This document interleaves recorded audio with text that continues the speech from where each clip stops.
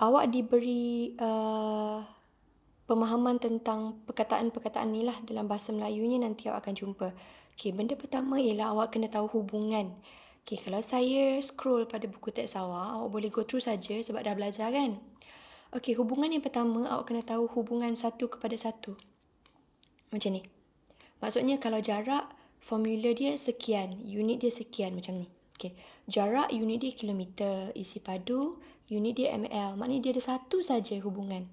Kalau banyak kepada satu, sebagai contoh, arnab, lembu dan kuda. Semua ni haiwan herbivore, maknanya banyak kepada satu. Okey, kalau dia pelbagai macam yang nama-nama orang ni, so dia akan boleh ke mana-mana je. So kita panggil banyak kepada banyak. Okey, seterusnya satu kepada banyak. Maksudnya contoh Rania dia suka subjek Math dan Sains. Contoh Jannah dia suka English. Mungkin kalau lebih dia buka seni. Kalau saya letak lagi subjek baru, tambahan seni maknanya Jannah ada 2. So satu kepada banyak. Okay, yang ni sebenarnya tajuk ni lebih kepada menengah atas tau. Modern Maths dan AdMath. Tapi diturunkan kepada KSSM, diturunkan kepada tingkatan 2. So kena belajar lah. Okay, yang kedua, awak disuruh untuk mengenali graf. Okay, pelajaran tentang graf pertama yang awak belajar ialah graf garis lurus. Okay, daripada hubungan yang awak tahu ni, contoh bila awak garis, dia akan membentuk garisan lurus. Itu adalah hubungan yang pertama. So, awak akan belajar tentang jika diberi nilai macam ni, awak masukkan nilai, contoh, awak ada negatif 2, awak masukkan dalam persamaan. Ni persamaan yang atas ni. Cuba tengok A. 5 tolak X. So, bila awak ganti 5 tolak, X tu negatif 2. Tekan kalkulator, negatif-negatif, positif. 5 tambah 2, 7. Seterusnya pun awak buat benda yang sama. Seterusnya awak akan dapat macam titik lah, koordinat XY. Titik negatif 2, 7. Titik negatif 1, 6. Titik 05, titik 1, 4. Bila dapat titik ni, graf yang awak akan lukis ialah, okay, saya ke kanan, macam ni. Dan awak telah bina pun. Saya tengok awak buat dengan kemas, awak ikut koordinat yang betul dan awak garis guna pembaris. Okay, untuk garis lurus, garisan mesti wajib pakai pembaris. Dan dia punya skala ni, nampak tangan cursor saya ni, skala mesti seragam. Kalau dia nak skala 2 petak kepada 1 cm, maknanya 2 petak biru ni lah. 1, 2. Awak akan dapat 1 cm. Maknanya macam sifir 1. Lagi 1 cm. Lagi 1 cm. So, dia akan dapat pertambahan 1, pertambahan 1, pertambahan 1. Untuk koordinat paksi Y, kalau dia nak 2 petak ni bersamaan 2, maknanya 1 petak, ada 2 petak So, bila sifir 2 bermakna 2, 4, 6, 8 dan seterusnya. So, ini adalah skala. Mesti seragam. Dia tak boleh hentam je. Okay. Seterusnya awak dah belajar tentang buat graf bentuk macam ni. Ni bukan. Ni hari ni saya nak awak buat yang ni. Awak belajar tentang melukis graf melengkung. Untuk melukis graf melengkung, dia sama macam tadi juga. Cuma awak tidak boleh guna pembaris. Wajib freehand.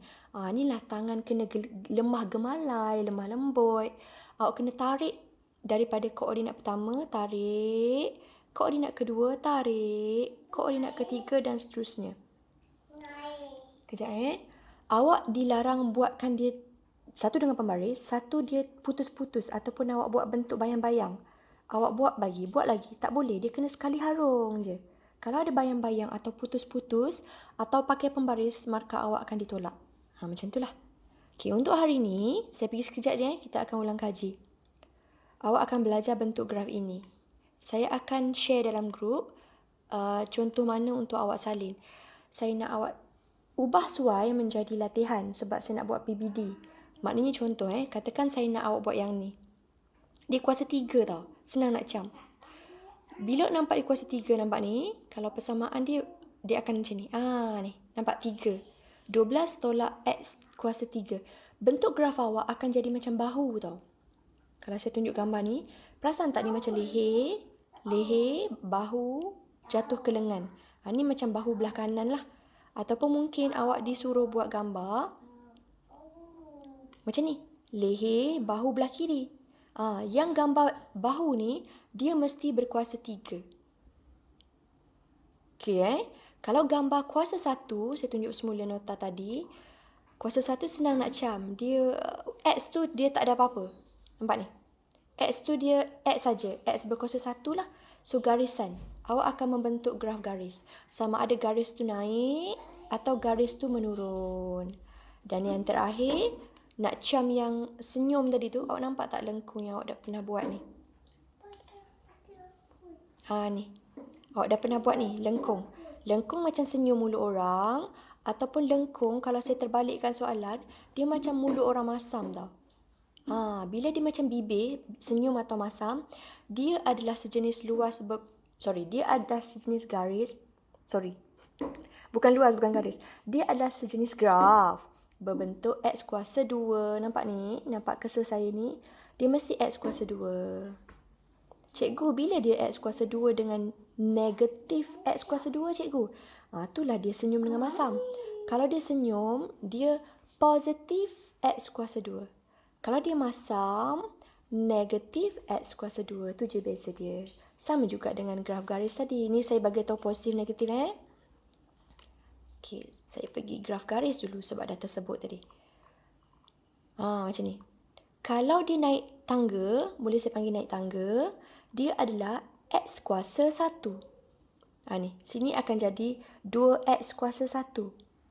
Kalau saya beri graf terbalik, turun tangga, dia tak boleh lagi 2X kuasa 1 macam ni. Dia tak boleh lagi Y sama dengan 2X. Dia mesti Y sama dengan negatif 2X kuasa 1. Dia beza dia dekat situ. Kejap lagi saya akan conteng dan snapkan. Awak akan top up dekat nota selepas awak buat yang ni. Saya akan bagi arahan dekat grup. So, tugasan ada 2 je. Bina graf bahu ni. Selepas tu, isikan nota jadual. Jadual tu tentang positif negatif yang saya cakap.